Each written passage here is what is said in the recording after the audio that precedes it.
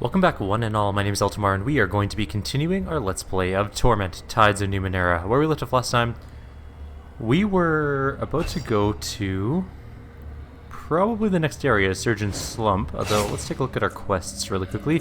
So Dracogen's Price is the main one. We have to go get the Magmatic Analyte. So that's something that we need to find. We also need to do... Oh, we need to bring Tiber to Dracogen, so let's go do that right now. Done. That sounds like nothing could possibly go wrong. I have a feeling that many things are going to go wrong, but, you know, you never know till you try. It is Tiber's little quest, and though we don't particularly like Tiber, he is now our Rin replacement, which still saddens me. Rin is much better than Tiber for our group, but that's okay. We will make do with what we can. Let's go talk to Dracogen, see what he has to say about Tiber being here. Dracogen's flat eyes rove quickly across you, measuring and studying at a glance. He smiles warmly, but his eyes remain hard.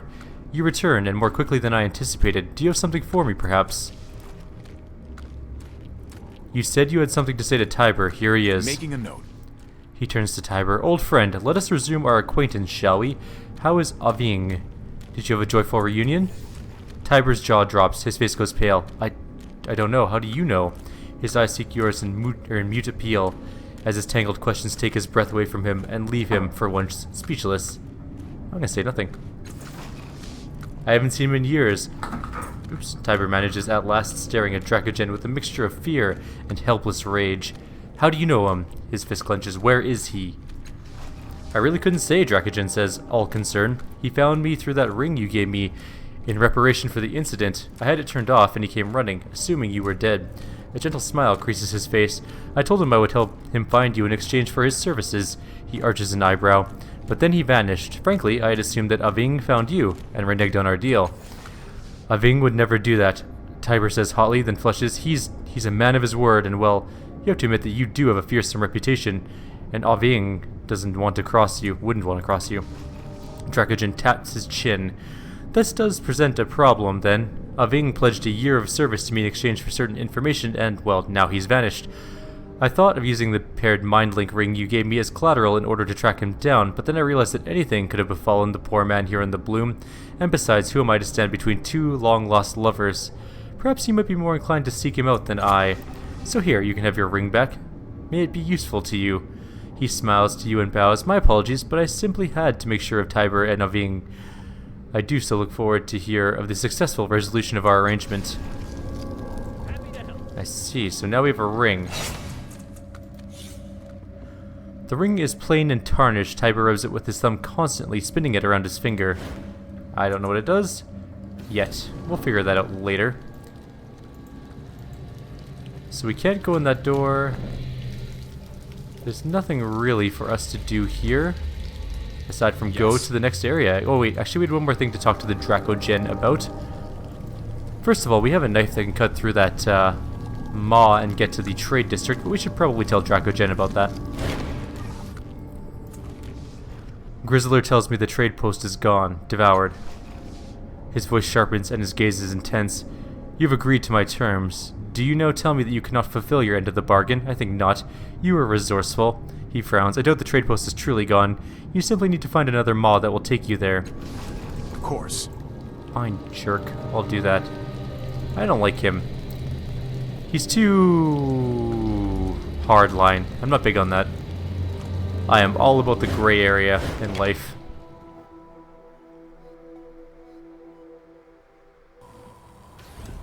Anywho, we're not going to cut open this mouth. The path ends here, interrupted by an enormous fanged mouth. Apparently we can't chop it open. Alright then. Maybe we can tell Grizzler about the thing we have.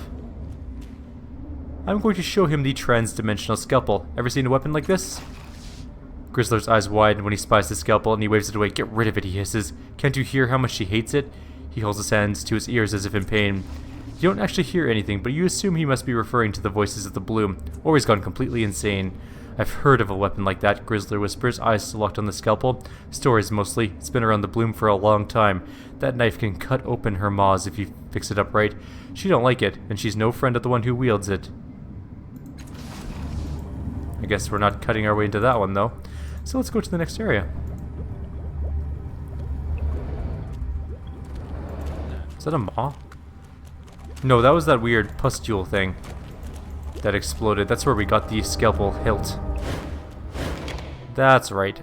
So this is the other area we potentially haven't been to yet. Yes, this is definitely what. Oh, that's a maw. Okay. This is the Surgeon District. Lots of things to do here, I would imagine. Also, probably some augmenting we can do. That place is unreachable. Hope you're here for treatment. Our surgeons are running out of protection money. How do I get anywhere? This mercenary's in the way. I can't get past him. What's on your mind? Damn it, Eridus, not now. Go. You guys, you gotta move. On it. Well, this is awesome. I can't actually get into this district. Oh wait, now I can go through. What the hell? Anyways, it worked for some reason this time.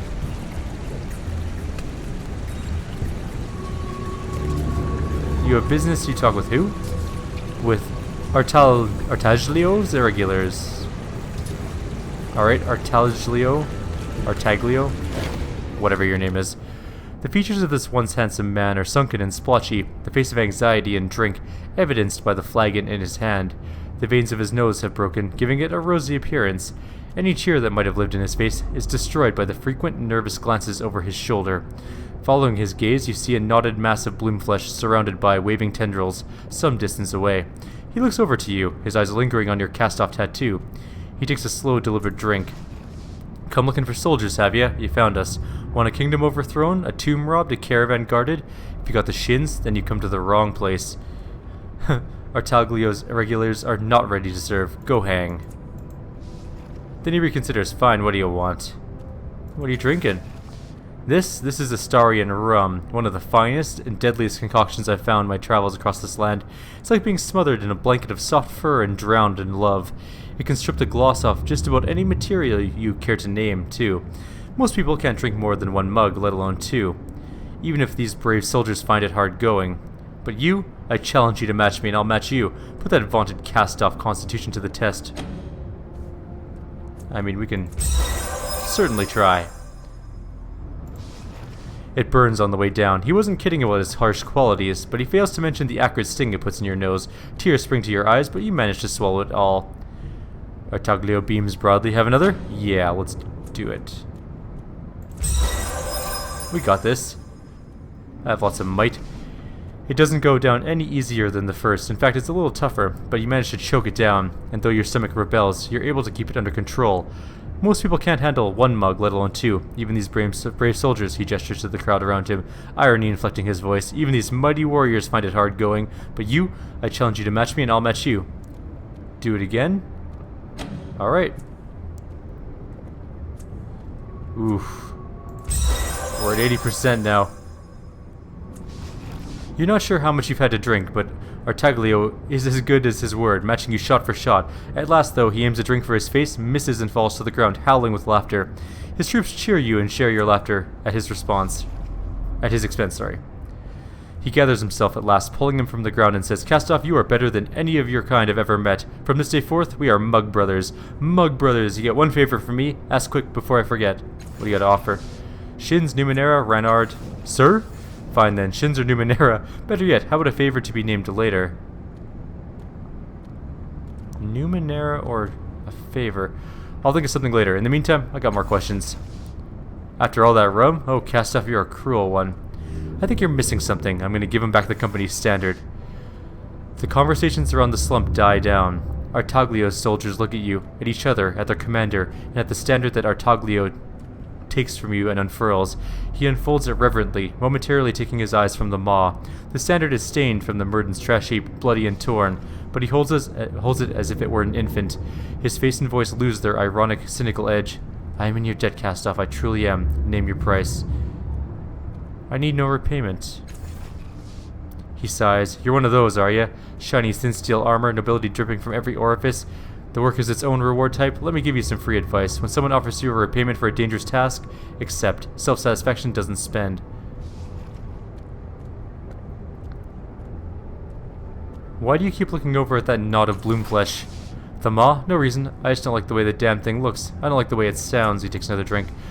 You don't hear that whispering, chittering noise that sounds like primal hunger? He looks suspiciously at his flagon. It wants to eat me. I know it wants to eat me. Worried that it might be sneaking up on me, or that I might accidentally be slipping backwards towards it. You don't fight in as many battles as I have without recognizing a potential death wish in your own heart. Then do something about it. He peers around gloomily. I'm stuck here in the bloom. Fight's gone out of me, I'm afraid. He looks at you again and seems to realize who he's talking to. Tabat, take me. Why am I opening my heart to a Castoff? Get out of here. You're a soldier? Tell me about that. Oh, I didn't introduce myself. How rude. He swigs again, then makes a mock bow. Artaglio. Condottiere? At your service. Whatever. I don't know how to pronounce that. Veteran of countless battles. Mercenary. Not currently for hire. Artaglio. Maybe it's Artaglio. Artaglio. How do I know that name? Oh yes, I remember. You fought for the changing god of the flame torrent. Served under the Calcadon, wasn't it? Yes, that's right. He grins. Brave little band, as I recall. Though wasn't there some scandal? Artaglio looks at your companion. Tiber, what a delight to see you again. Here to collect the bounty on us, then.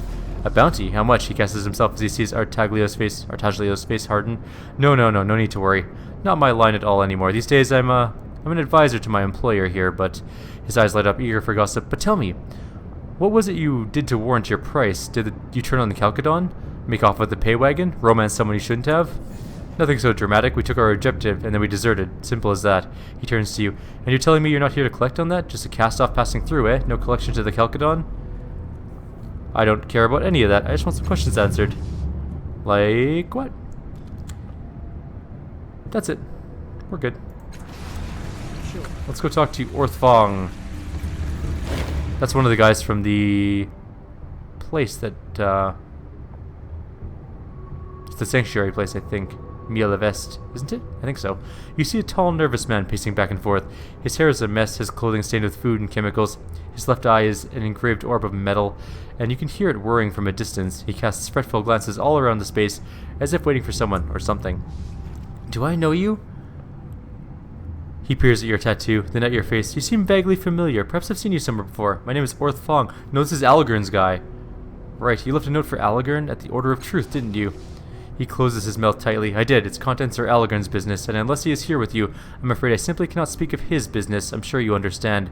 He pauses. But if you know Alagurn, as it seems you do, please ask him to meet me here, or bring him here yourself. It's extremely important that I speak to him. What happened to your eye? This, oh nothing. I was doing some research at the Order of Truth and found this delightful apparatus. I thought that it appeared to be a prosthetic device, and as I was studying it more closely, it leapt onto my face and devoured my eye. Then it mated itself with my visual cortex. The pain was tremendous, of course, just blinding. If you pardon the phrasing. But when I awoke, I discovered that I can see in multiple spectra, discern remarkably small objects, and occasionally expand my consciousness into other dimensions. Or perhaps those are just the headaches paired with the euphoria. Whatever the case, it was a worthwhile sacrifice, and I hardly ever notice it's there anymore. What are you doing here? I seem out of my element, do I? It's the robes. He plucks at the rich fabric, which is far too clean for the bloom. I needed a quiet place to continue my research project, somewhere I wouldn't be disturbed. I'm not the first Aeon priest to end up in this slump, though you wouldn't know it to look at these people. At least there's an educated community here, of a sorts. Tell me about you. I was a researcher at the Order of Truth, but they objected to the work I was doing for a friend. Suffice to say that it's not going well, and I can't talk about it to anybody but him. Alright, we're gonna have to bring Alagurn here as well. Demire, who are you? Why, good sir, greetings, and welcome to our little operation. His long face suffuses with a smile at his joke. His sagging skin and the dark bags under his eyes speak of a deep physical wariness, but his manner is bright and cheery. He wipes his nose on a filthy sleeve and extends his hand. My name is Dr. Demire. His partner steps forward as well, and I'm Dr. Obervish. He extends his hand. It's probably best to grasp the top one. Like his partner, his face is long and seamed. Unlike his partner, each of his arms is by bifurcated at the elbow with a mechanical forearm and hand grafted to them. A multitude of prosthetic eyes are drilled into the top of his head. But where are our manners? How can we help you? Do you know of a way to restore the sight of someone without eyes? Without eyes? Were they destroyed, or is this inherited? Was this a creature that has no visual cortex? He waves a hand. It makes no matter. I can restore sight to any living creature. He leans forward and taps your chest. Any. Obervish is nodding and smiling, and he prepares to boast himself, but as he holds up his strange arm, his index fingers in the air, he pauses to say quietly, Do you mean restoring sight and retaining independent nervous autonomy? That is, without scooping out portions of the brain? The subject should retain her faculties, yes. Oh dear, oh dear, oh dear. He paces a very small circle. I know only of one procedure that makes the specific qualifications that she retain all of her faculties, I'm afraid. It's long, hard, and expensive work. He glances at Obervish. The half-man returns his partner's quick look. It would require compensation worth more than coin. Perhaps if you found us an interesting test subject for investigation, we could consider a fair trade. And when I say perhaps and could, I actually mean that would suffice. What qualifications do you need for an interesting test subject? All of our patients are unique in some way. What we need is somebody outside the norm, someone who has a special aspect that no one else can offer. Oh yes, yes. We're always trying to expand our knowledge, advance the field of study to, well, you get the point. We need someone who can help us develop art and understanding, which is to say someone new, not someone we've already encountered. Would I qualify as an interesting test subject? His head starts bobbing up and down before you're finished speaking. Oh yes, very much. I would be particularly interested in investigating this tattoo on your head. It seems reactive and strange. Go for it. We have seen others with this kind of tattoo and have tried to recruit some of them. Some have been less than willing, and we've had some unpleasant feedback loops from others. I'm delighted to know that you came to us voluntarily.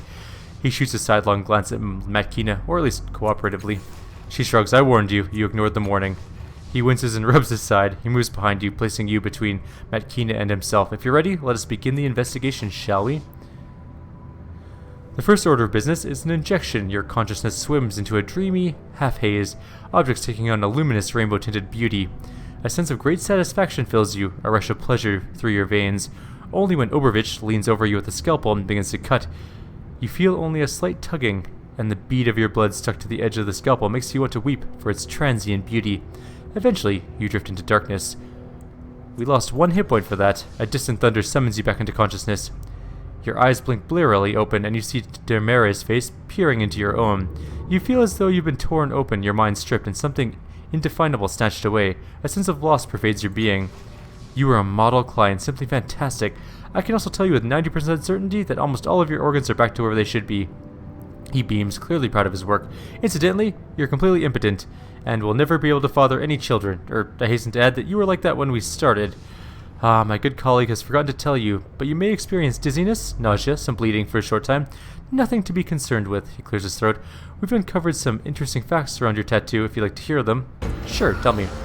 The tattoo is not really a tattoo. It's more like an amorphous gateway, a skein of living tissue that reacts to specific psychic vibrations. If I'm not mistaken, a specially skilled individual might be able to use this skein as an entry into your mind itself.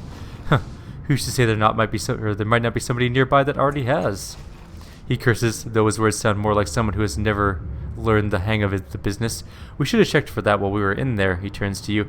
Perhaps you'd let us go back in and check for any visions, spectral voices, or hallucinations. Regretfully, my friend, our client has fulfilled his part of the bargain. Furthermore, opening him up again would probably kill him, even despite that remarkable regenerative ability he evinced. He looks at you, clearly expecting you to leave. So, what are the next steps to restore the sight to my old blind acquaintance? What? Oh, yes, my apologies. He reaches up to the profusion of eyes on his head, selects one seemingly at random. With a grimace, he works it free from his head. His scarred flesh flows around and fills the hole where it resided. Simply place this eye on the recipient's face, and it will do the rest of the work easy. I thought you said it was a long, hard, expensive operation. He has the good grace to blush. Well, with the chance to examine one of the changing God's children, I couldn't let the opportunity go past. Think of your contribution to knowledge. Think of what I'm going to do to you if this eye doesn't work. He looks down at his feet. We have had some experience with disgruntled patients. It is true. How do you think the Obervish gained his eyes? He looks back up. We prefer to think of the mob's savage beatings as an opportunity. Fair enough. It's true. If the eye doesn't work, we deserve nothing less than your scorn, and perhaps a minimal level of physical violence. He bows. The only tell of his anxiety is the involuntary curl of his lip. What sort of work do you do here? We take on any number of specialized patients. Take patient 27 for example, or Jaunt as he likes to call himself. He was a visitant from another world, an alien creature. Our local maw devoured him, and then spat him out a year later without a skin, muscle, or memory. Yet if you look at him, you can see that he has both skin and muscle. Granted, it's human skin and muscle, but that's all we had to work with. He pauses. We couldn't do anything about his memory. Why? The bloom devours more than flesh and bone. It is hyper-aware, hyper-sentient, and its needs are still beyond our knowledge. We do know that it sometimes feeds on certain mental states, and that certain psychic wavelengths attract its attention. I theorize that it nourishes itself on those wavelengths. This is most likely what happened to Jaunt. His essence, if you will, has been absorbed and probably excreted by now. There's no recovery from that. Tell me about yourselves. We are surgeons, no doctors, and explorers who seek to expand the universe of medical knowledge. We found the answers to many questions, dissecting and vivisecting any number of strange beasts. And we come ever closer to unlocking the deeper secrets of human existence. I hasten to add that we are not licensed in a number of jurisdictions, and in fact I understand that there are several localities that there are wards for our arrest. He gestures to himself. We do nothing to others that we are not willing to perform to ourselves. In fact, we only seek out specialized persons. We are particular about our patients. Yeah. Most in our profession believe that they should preserve a patient's anonymity. Not us. When one works so far on the outskirts of knowledge, we feel that one has an obligation to share knowledge. As revolutionaries in our discipline, we help disseminate facts and truths others might need. Indeed, that is the primary purpose for our venture. We will be publishing any day. Any day! He clears his throat. He asks about our patients. Actually, we are seeking patients at the moment. The old cases have grown a bit stale. Oops. Right. Okay, yes. So what we are going to do is going to go give her that eye, and then we're going to come back here afterwards. We might as well finish that quest. That will also pretty much bring us to the end of the video, and it will be the last video I do until I get back on Monday, most likely. All right.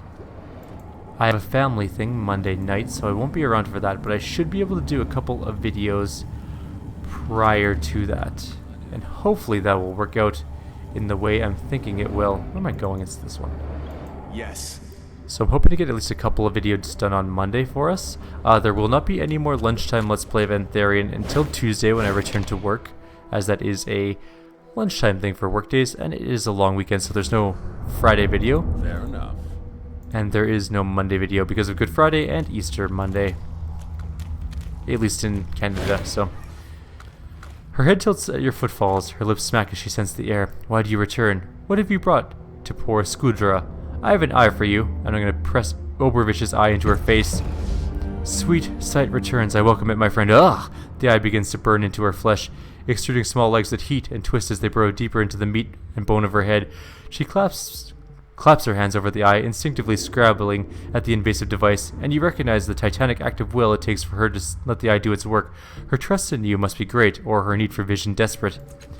After what seems like an eternity of her screams and moans, Skora pulls her hands from her disfigured face. She tilts her head up at you, and her mouth stretches to an involuntary smile of pure joy. You wave your hand in front of her face, and the eye tracks it naturally, cleanly. She throws her arms around you, sobbing with relief and happiness. At last she collects herself, wiping away the stream of her tears that poured from the single eye. She looks in amazement at the moisture on her hands and mutters, "It has rebuilt the entire structure. Amazing. More investigation required." She then glances up at you and thrusts the jar into your hands. Here, more trouble than it was worth. She turns away, gasping in delight at every new revealed sight.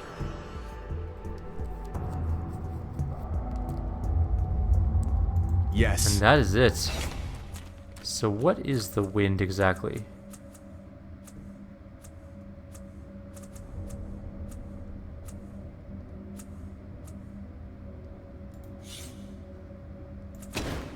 Okay, it's apparently part still of a quest.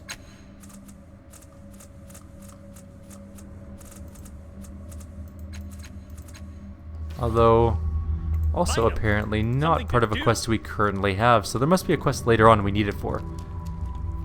Or it might be a method of completing a quest that we haven't picked up yet. There are quests that have multiple solutions, and I'm guessing this may be one of them. Not entirely sure though. We do still have a little bit of time left on this video, so we're going to go talk to one more person probably. And then we'll call it a night, and I will be back on Monday with more Torment. Right, this place is broken as hell. Matt Yes. Keena. Not Maddie. Matt Keena. Did I get that right? Close enough. I really don't like All this right. place.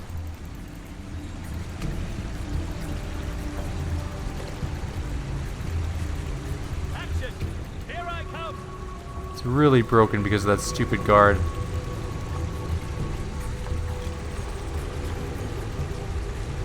Maybe we can send them off somewhere to go die and horribly against something. What? Danger awaits!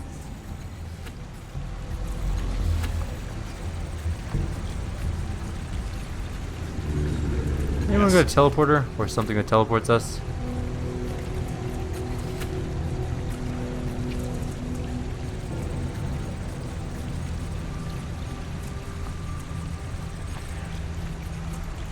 There we go. Let's go. For some reason, I can get past now.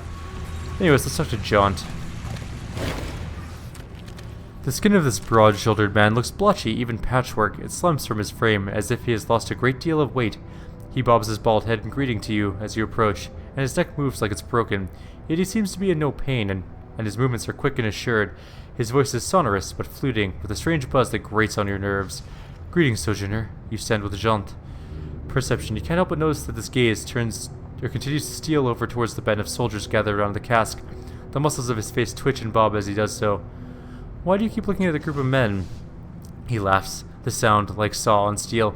I know that maw, I know its desire, and look, its meal sits nearby, quaffing poison all day, as if the toxins numb the knowledge of the maw's desire. Even that, and his voice drops to a whisper, even that drunken fool knows that it calls to him.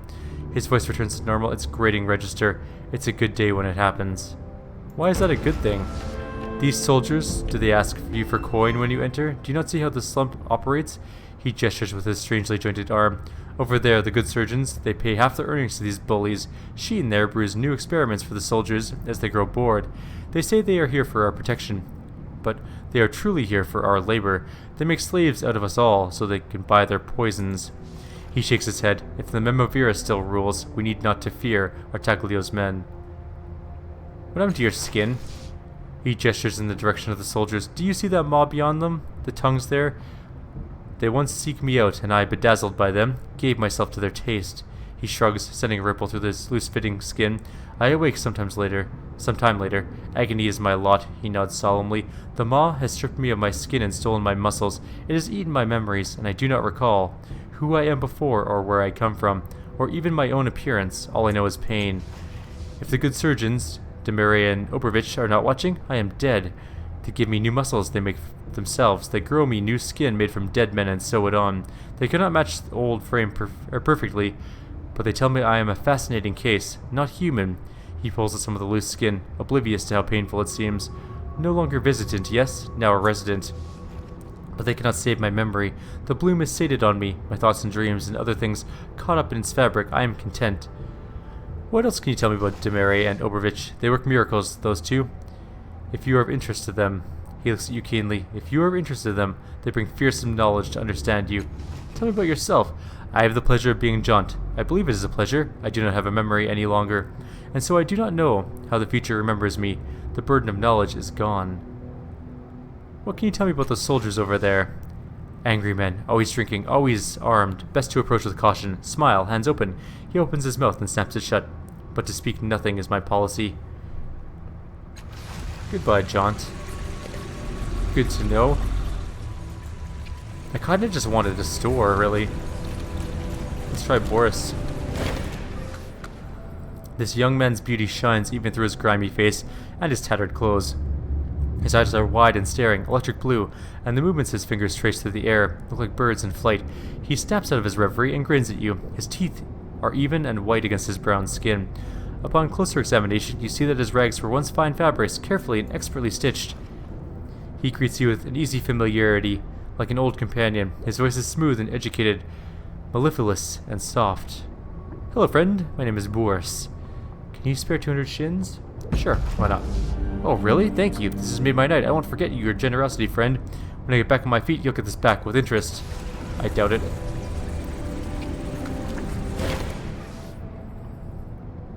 He sketches a friendly salute. Hello again, friend. Sheen's essences are top-notch today.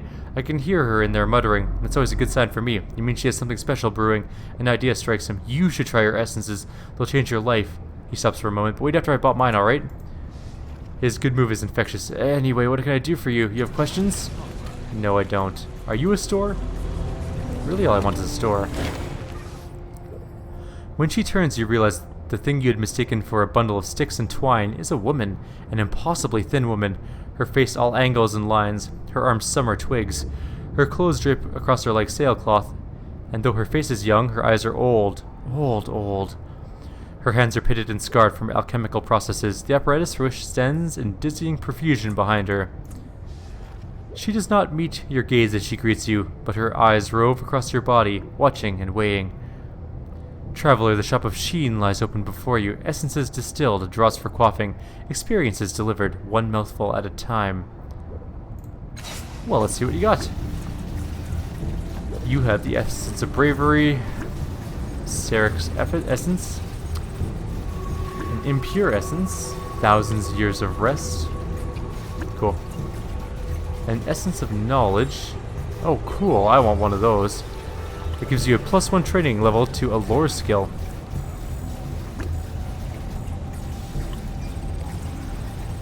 Huh. What are the other ones again? Okay. Bravery. No. Increases stat pool. The highest max value by 2, and the other pools by 1. Interesting. Activates 3 sleeps. Oh, active 3 sleeps. Confers the 1,000 years of rest. +1 intellect edge. If they weren't all ciphers, that would be cool. I guess we're gonna call it a video here. So I will see you guys Monday. Enjoy your weekend. Those of you who settled Zombie Jesus Day, About your skin. hope you guys have a good one. Have a good Easter. Watch For where those your of you next who are words tread the carefully. non-denominational What?